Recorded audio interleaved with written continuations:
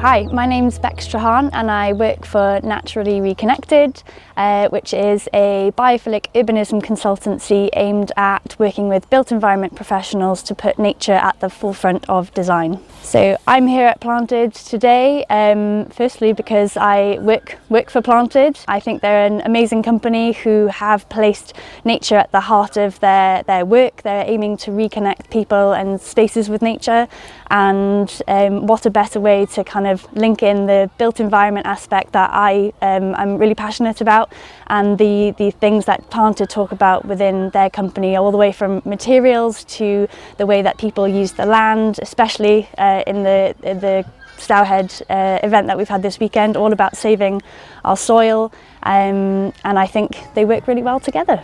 I was motivated to start Naturally Reconnected from a couple of things. The first was the frustration around the way that developments are built these days, and the secondary nature that they design nature and the natural world into them. It's too often thought as an afterthought to design, and it's kind of plonked in there, low quality, low biodiversity, and it doesn't really do much for the people who are going to be then buying the spaces. So my aim is to work with built environment professionals to really develop high quality natural space within the buildings, looking at that kind of inside-outside space as well. The second part is about the education and the discovery part of it. So I appreciate that developments are there and they're the physical infrastructure, but actually if people don't understand their relationship with nature, they're not connected to it, they don't understand why they need to look after nature, their responsibility to it, then they're not necessarily going to use the spaces in the way that we need them to. So the second part was that lack of understanding, and that's part of what I want to bring with Naturally Reconnected, is this discovery and learning aspect of it. And that's also another reason why I love Planted, because it's such a great opportunity for people to learn about nature. So the brands and businesses I most admire, obviously got to talk about Planted in there. It was only last year that I came into contact, or nearly 2 years ago now, came into contact with Planted. Absolutely loved the kind of ethos around the business, and they were part of the big reason that I started my own, because it enabled me and gave me that motivation to actually go ahead with something that I've had in my mind for a little while now. The Planted side of things is a little different, so it's not quite the built environment stuff that I'm interested in, but I thought they complemented each other really well, and I learnt so much with Planted over the last couple of years that I built my confidence up to go ahead with my own company. The other business that has really inspired me is Oliver Heath Design.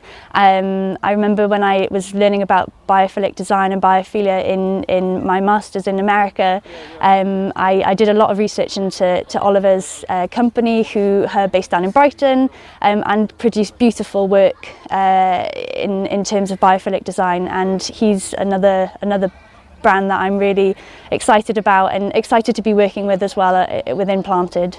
So my business aims to place the environment at its core by working with the built environment professionals to ensure that nature is at the forefront of their design.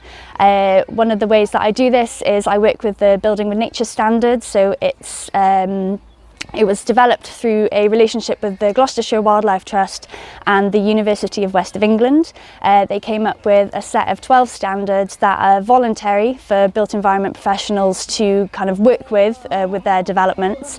And as an assessor, I can work with these developments to ensure that they're delivering on each of the 12 standards, and if they're able to do so, then they can win design and national awards for doing that. So it's not so much that my business, I don't have products that I can do work with sustainably, but I work with other companies to ensure that they're doing what they can within the built environment. My environmental hero has got to be, and I'm sure it's plenty of people's, is David Attenborough. I think he's done absolutely amazing stuff within this agenda. I've watched him since I was a little girl, and I'm sure that many of the people on this planet would say the same. I feel most connected to nature actually in my hometown in Llanelli. I've grown up by the water.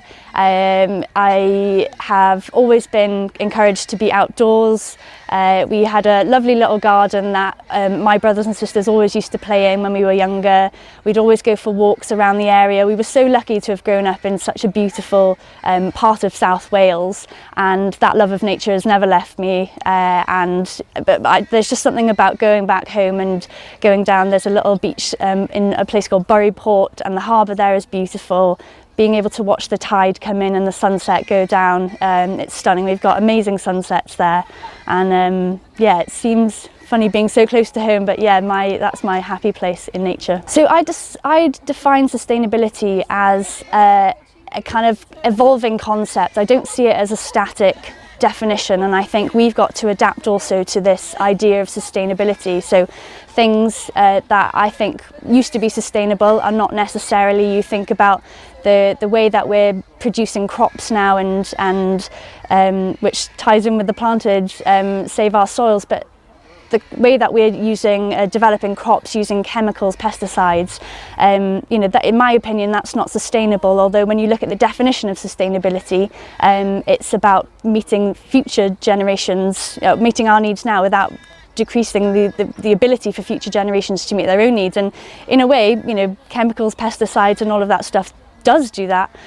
So I think we need to keep evolving it, and it builds on things that we find out through generations.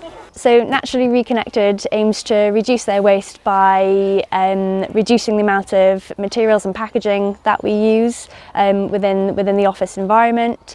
I personally cycle or walk most places. So 3 tips to live more sustainably and in tune with the environment. I'd say first of all, get out and go and explore nature. The more that you can explore your local places and spaces, the more you'll learn about it, and the more you'll want to go and be curious about the other spaces that you come across. I'm sure plenty of people have learned more about the places that they've lived during lockdown than they ever have. I know that we've discovered plenty more walks, which have been really, really exciting to come across. The second is to connect more with the food that you eat, so understanding where it comes from, trying to make different recipes, learning about the foods, how do they work within different recipes, and that's such a good way to connect with what you're eating, what you're putting into your body.